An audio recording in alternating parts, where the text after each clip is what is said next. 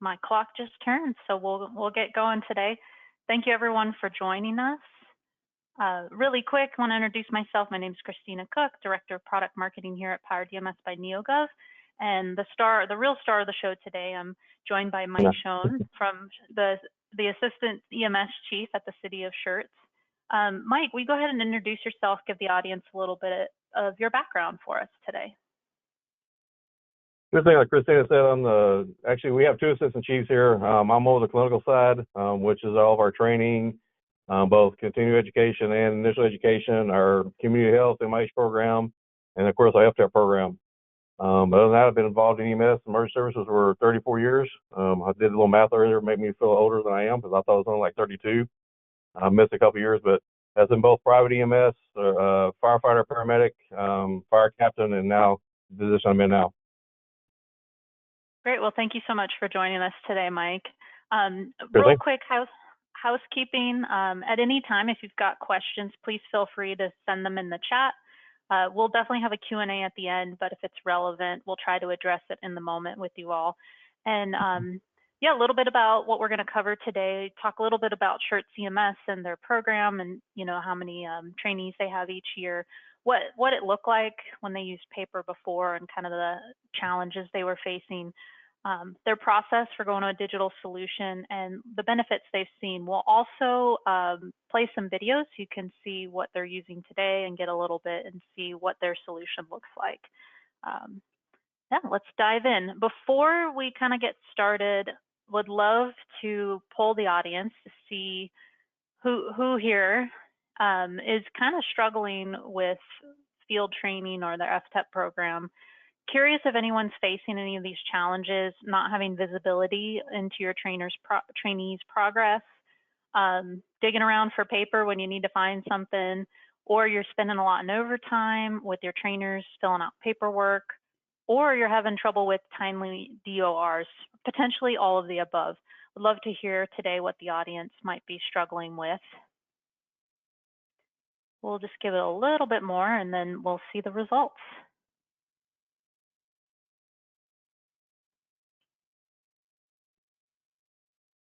All right, so it looks like a lot of all of the above. All right, so it looks like you've come to the right place then today. A little bit of the timeliness, but yeah, Mike's really going to talk through each of these issues today and how their program was experiencing all of them and what they're doing now. But before we dive in, Mike, will you share a little bit about your program and the size and everything so everybody gets a sense of how big you all are and yeah, all that. Sure. Make sure on the screen we have, if I remember correctly, we talked about it the other day, about 92 FTEs. But we do field, that's our field personnel, our administration side, like I said, the clinical side of the house, and we also have an internal building, so that's everybody. You can see EMTs and paramedics, it kind of varies every year what we do. It's usually 4 to 7 on each one. Currently we have, as of yesterday, we now have 14 in the program. We had one of our paramedics graduate and successfully test out with our medical director yesterday. We're down one. And but this year's a little bit higher for us. Is that we're more than 7 to 8. You can see 7 EMTs and 8 paramedics currently in the program currently. And as far as size of the department, we have every day we have 7 ambulances on duty. We may have 8 on depending on staffing. We cover 3 different counties, parts of 3 different counties in Texas, and about 220 square miles, and average about 14,000 calls a year. So a lot of training. Yeah, just a little bit busy over there, huh? Well, thank you, Mike, giving the audience a little bit of overview. Love to hear, tell us a little bit about when you all were on paper, what your program looked like, and some of the shortcomings that you experienced with your FTEP program. The good thing we're still on paper, we didn't have as many trainees. We were smaller then, but it was very cumbersome trying to keep the paperwork together. We actually had, it says when you see binders, we had binders in my office that once the FTO or the preceptors got through with the trainee for the shift, they would have the supervisor pick it up, which a lot of times we didn't know where the paperwork ended up. Sometimes, most of the times our billing ended up with it. It got mixed up with all the files and everything, and they got it. And I wouldn't see some of the training paperwork for sometimes up to 4 or 5 days on trainees. So it was kind of scattered. Since it was electronic, we know where it's at. We can get it anytime. As soon as the paperwork is done, we can get it. we actually see the paperwork before it's done. I like that part too. They may not have submitted it. We actually see where they're at, even if they haven't turned it in yet. What about from a compliance perspective? What did that process look like? You know, if you had a jury summons or something, what did it look like to put that all together, and how many paper cuts did you get along the way? I'm glad I didn't really have any back then, but it would track down paper. Everything was paperwork, so we had to go track it down, depending on what department had it. This one thing I think is maybe one slide come up here. We're talking about it. About a year ago, I had a grand jury summons, which is a little bit different than some of them. They wanted the training records for all personnel on scene. This particular call is a little bit different in that we had 3 different ambulances go to 2 different locations. It was all related. So 6 personnel and myself actually responded that day too on that call. And the grand jury wanted a lot of paperwork, including, like I said, the training records for everybody on scene for the past 5 years.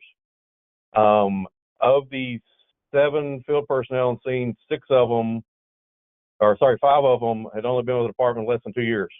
So 5 years included all their FTEP training paperwork, which is kind of fun. While I was talking to the detective that wanted all this paper that put the subpoena in, because each of our new folks, we found out that they each had over 1,000 pages of training paperwork from our FTEP program. And I never really knew then how many pieces of paper we had till then. But also, it sounds like a lot of paperwork. I'm not sure everybody else does their stuff. But we track everything in there. So if every protocol, every policy, every test we give them goes into the system. So we still have some paperwork, actual hard copy stuff, like our driving course. We have on hard copy, stuff like that. Some of our tests are hard copies, so we scan them in, attach it to the DOR every day. So everything's in one spot. That was another thing in the past, talking about compliance. I had every trainee had probably 3 or 4 different folders on different computers where we're tracking the stuff. Now it's in one spot. I don't have to go track down different places. I just click a few buttons and it's all right there. Yeah, that sounds a lot more convenient when you got to put it all together. Oh yeah. So Mike, you were telling me, you know, you kind of came across a digital solution about 11 years ago. Tell us a little bit about, you know, when you moved digital, what that looked like, and what was the aha moment for you when you were at some conference, I believe, and you saw someone demoing a digital solution. Tell us what kind of was like, oh, we need this. I was at when I first started here, our chief then and our operations chief then told me I need to go to the FTO class and know what our FTOs are doing. So they sent me to class in Houston. I was there for 5 days total. It was actually the FTO class and then managing the FTO program. And the night before we saw the demo, one of my FTOs called and said, "Hey, I need you to look at this paperwork and review this stuff." And I told him I couldn't. He didn't quite understand why I couldn't do it. I'm like, the paperwork's 200 miles from me in a folder in my office. I am setting my hotel room in Houston right now. I can't do that. The next day, we knew they were going to do it. The next day was an option to actually watch the demo. But then it was Design PD, which has over the years, they merged to what we have now. They did a demo, and it hit me then. We need to go electronic so we can have access anytime, anywhere. Because, again, the FTO just didn't understand why I couldn't just go look at the paperwork. I'm like 3 hours away. You know, I don't bring 8, 9 binders with me when I leave town. So yeah. So the timing of that call was very relevant. Yes, it was the night before. It's kind of funny how it happened the night before, and then we saw the demo the next day. Yeah. And so for you, you didn't really go out researching solutions, but at the time, you said it was Design Solution, and that became Agency 360, and then now it's called Yep. PowerReady. Some of you may have heard it Yep. as Power FTO. But just a little bit of background, they use PowerReady. It's role readiness software. There are program templates for field training, FTEP, supervisor training. We even have, you know, law enforcement maybe doing their K9 training. So it's not just for that initial, but you can do promotions and ongoing and specialty units. A little bit about PowerReady that they're using. So talk to me a little bit about when you first implemented the software. You know, what was it like? How did you get the buy-in? And, you know, what does that look like today to kind of make that transition? Because sometimes I don't want to change my process. Talk to us a little bit what that transition can look like and what it did for you. Oh, we definitely had that. Then it was a smaller group, only had, I think, 4 FTOs in. But it'll still, why do we need to change? We've always done this way. It works. So I explained to them, the feasibility to be able to have everything and at the moment's notice when we need it. So those little resistance, moving fast forward now 11 years, every year I get the invoice to pay for it because we have monthly meetings with the FTLs and our lieutenants. And I asked them, hey, it's coming up. How's it going? How's 360 going? It was 360. Now how the Power FTLs, how it's going, everything. And I asked them, do I need to pay the bill? And I do get looks that they're probably going to hurt me if I don't keep this system in place now, which is kind of interesting. Again, it's changed over the years, but at first it was like not really kicking and screaming, dragging them in. But there was some resistance, because it's what we've always done it. But now I don't think I can get out of it without getting hurt. They can't live without it, right? No, they can't. Yeah. So they also go back to when the binders, they couldn't see anything. Once they turned it in, they couldn't see it. Now they have access to it. All of our training folks can have access to any of the people that's in the program, so they can review stuff where they have them. So they come on board with them.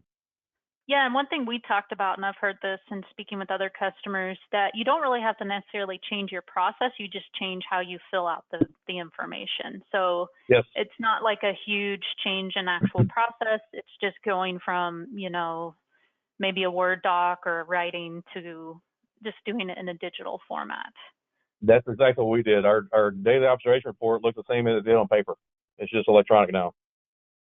Yeah, so that eased the transition, I'm assuming then, because it wasn't a full process change. Yeah. And yeah, we'll talk a little bit more about this, but you mentioned it already, like not only was it an easy transition, but then it did more for everyone than the paper process could. But we'll dive into that a little bit more in just a minute. So high level, and then Mike's gonna go into some examples and we're gonna show you what it actually looks like in the system. But you've talked about, it's improved accessibility, it's improved visibility, you have much more reporting and kind of can problem solve a lot earlier, and it's a lot easier from a compliance producing that paperwork. So let's dive into each of these individually and you kind of share a little bit more, Mike. So yeah, talk to me about the accessibility piece and then I'll show a little bit of what that looks like. It's accessible everywhere. Of course, when First Electronic is primarily online. I will give kudos out to I think the 360 started doing it and PowerDMS kept going. It's now a whole lot easier to use on tablets and phones. It's actually set up for that. You can enter stuff real easy for that. But if you have a computer, you can get your paperwork. It doesn't matter where you're at, and even on phones. I find myself now I'm out and about a lot. I don't have my computer, but when it changed over to availability on mobile platforms, I can look at everything on my phone.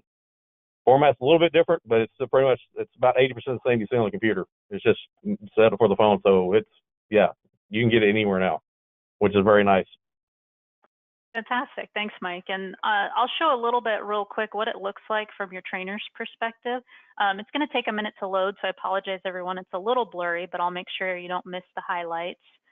Give it just a second and it'll show up. But basically what you saw, and I'll pause it really quick, trainer is able to see their list of trainees. Let me go back a second, and then select the trainee that they're working with. From there, they're able to fill out all the paperwork, see everything. Here, we're just gonna show clicking through. So, clicking into the DOR for this trainee for this day, fill out all the activities, add those in. And then you're going to see in just a minute the ability to do in-the-moment scoring on performance. So let's say they're responding to a call, you can actually score them in that moment, so you're not trying to recall at the end of the day. And it's, all happening in real time. Mike, anything you want to add to the audience here just as they see what it looks like? Just like I said, it's more real time. We encourage our folks not to do it on a call, but what I do in the morning, open up the DOR in the morning and go as you go, complete calls, put your notes in there so you don't have to worry about the end of the shift. Because we have 12-hour shifts and 24-hour shifts combination. So I do encourage our trainers, get it going and click save as you go throughout the day. You don't have to worry about doing it at the end of the day because they may forget some of the small details in that one call. Yeah, absolutely. And that also helps from a bias perspective by reducing that because they're not trying to remember at the end of the day, but are able to do it throughout the day. Let's move on to visibility. Mike, tell us a little bit about how that's improved since moving to a digital solution. Like you said, it's not locked away in my office, so everybody in the program can see where they're at. From our chief to our medical director, they have the ability to log in and check on any trainee with their progress, how they're doing. And like I said, even our preceptors and FTLs, they can log in. So we have a system set up where they rotate around. So every month they rotate to a different trainer. So the new trainer who they're going with can actually pull up their records and see where they're at, and also see what they need to cover the next shift.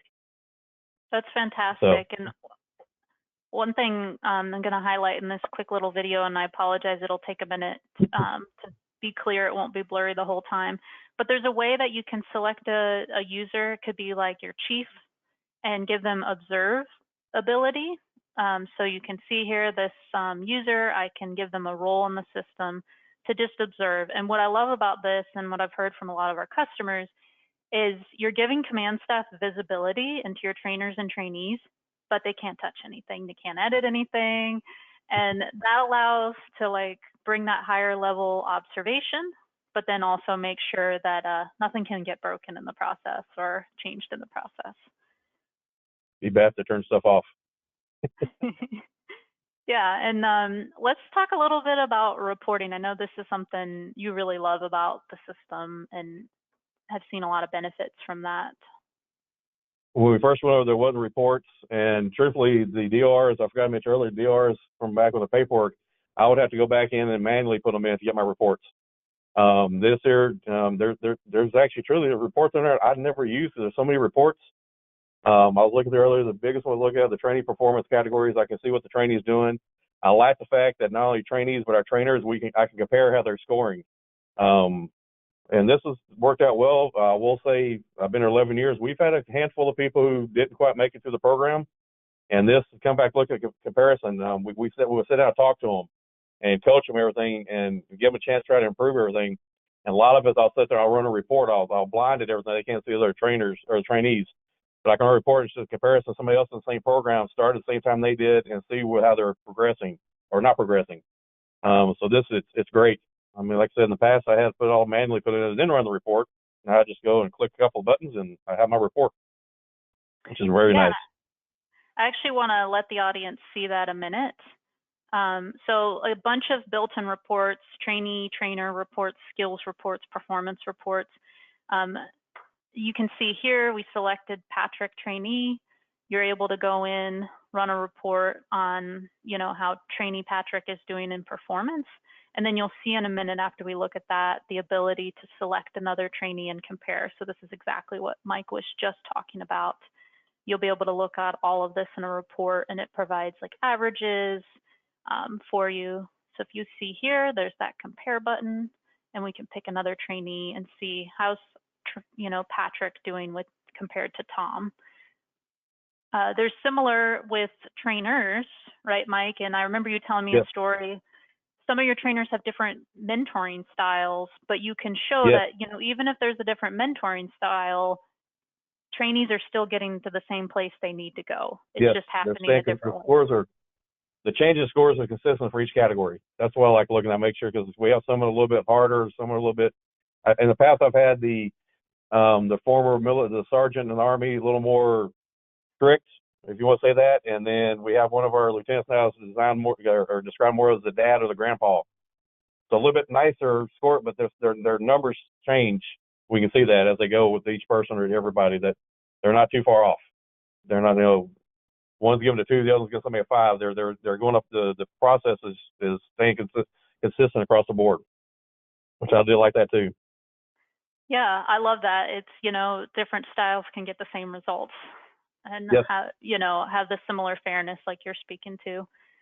And then kind of the last thing, the compliance, you talked about this a little bit, the 5 years of data, but, multiple folks had been there 2 years. It was all their FTEP records. What did that look like? Is it literally just printing and copying and digging and paper cuts? Yes, it was going to find every record we could find and have to print, because even in the past, like I said, when somebody would get done, we'd scan it and put it in our computer so we'd have to store it. It was going back and now reprinting all the stuff, reprinting that, everything they needed. This, when they ask for it, we do 2 different things. One, we have the system. It's still in the system as long as you're on the system, even though the person may be non-active. I can't remember actually the word off the top of my head, non-active. You can pull it up. But we also, at the end of the program, we'll download all their paperwork into a file. And but we had to go print all that stuff. But most of these folks are in the system. I just went to this system and hit, here's what I need. And, you know, all 6 people for this part of it, it was 1.5 to 2 hours, got everything ready. He only said 3 to 4 hours for that stuff because they were asking for some weird stuff too. They're also asking for like maintenance records on every ambulance that every vehicle responded for the past 5 years, which was kind of weird. But like I said in the past, it was finding all the records, all the files, because not everything did get moved over to electronic. So where do we put their binder? Where did it go? Where, you know, we have what we call affectionately called the cage here, and it's past patient records, it's trainer records, and what box got moved where, and we have to go find it. And that's all in one spot. I don't have to go to the cage anymore, which is a good thing.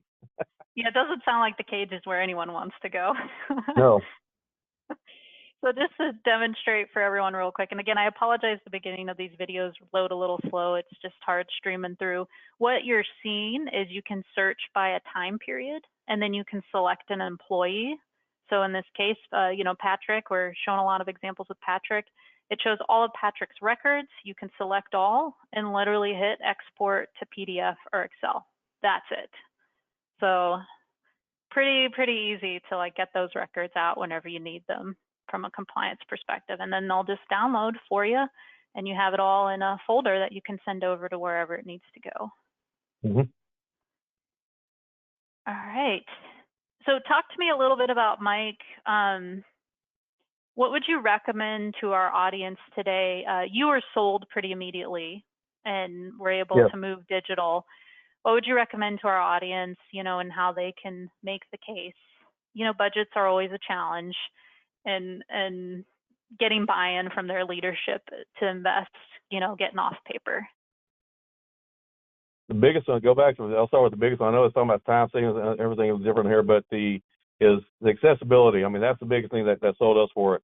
But for time savings, I mentioned a little bit earlier, the old system, every time I had a DOR sent to me, you know, if we had 2 people in the program or 10 people in the program, then I would take that DOR and actually physically enter those scores into a spreadsheet I created. So that way I can create my reports, I can compare things.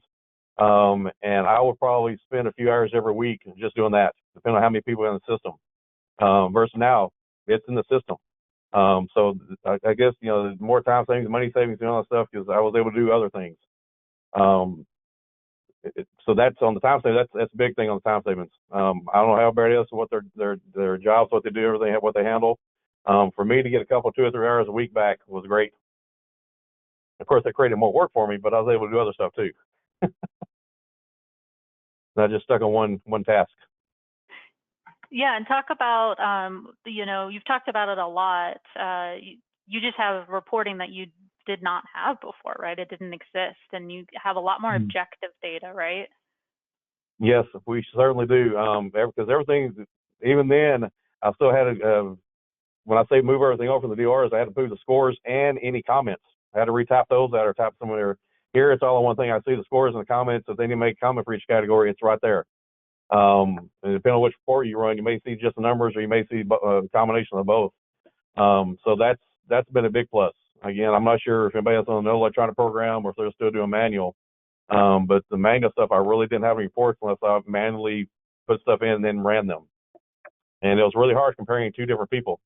I mean, imagine 3 or 4 spreadsheet for each person. Because we have personally here we have 28 different categories or topics that they're scored on every day, or up to 28 every day. And that was a lot of numbers to try to crunch over multiple spreadsheets for multiple people. Yeah. Like I said, here, y'all saw a while ago with 2, 3 buttons, click, click, click, and it's all there. Yeah, that does sound painfully time consuming. And then you've also, when we've talked together, you've talked about, you've been been able to identify struggling trainees a lot sooner and be a bit more proactive because it is so accessible and the reporting's there at your fingertips. It's both that and we haven't talked about it over the past couple of days getting ready for this. There's also the alerts. We have alerts set up. If they get certain scores lower than that, we get emails, hey, by the way, this person's not progressing. The system will tell you they're not progressing depending on how you set up your alerts. So that's great also. We can see a little bit sooner than I said in the past, sometimes I wouldn't see the DOR for 4 or 5 days. It'd be in Never Land, and they're telling me, hey, you look at that report. I'm like, I don't know where it's at. I'm trying to track it down. I don't know if it's in the supervisor's office and billing, where it's at. So now I know where it's at. Yeah, I expect it probably allows you to be a lot more proactive. And then in your case, I know this was 11 years ago. It sounds like you probably talked to some other agencies using software, so it helps to talk to others and hear their experience. Yes. Sure does. Learn from others. You don't have to reinvent the wheel. Just see what they're doing as long as they'll share with you. I don't know if it's the question and answer we're coming up on that, but we are. I know it was mentioned earlier. There's a lot of templates on there. A couple of templates in there is actually ours, because we do have an FTO. We have a crew that goes out, or a team that goes out and teaches the FTEP program, or the FTO program for the EMS Management Association. And over the years, it was surprising because we'll share it. But I logged in about a year and a half ago, a couple of years ago, when things were kind of changing, and some of the templates, I'm like, these look very, very familiar. And I realized real quick why they look really familiar, because they were ours. But that's it. Reach out to everybody. For us, anybody on here, if you're interested, I don't remember emails on there, but I can put my email in the comments a little bit. We're very willing to share anything. A lot of our local departments around us, our program, they have all of our policy, our procedures and everything. So if you need help, if we like help or like it, we will send it to you.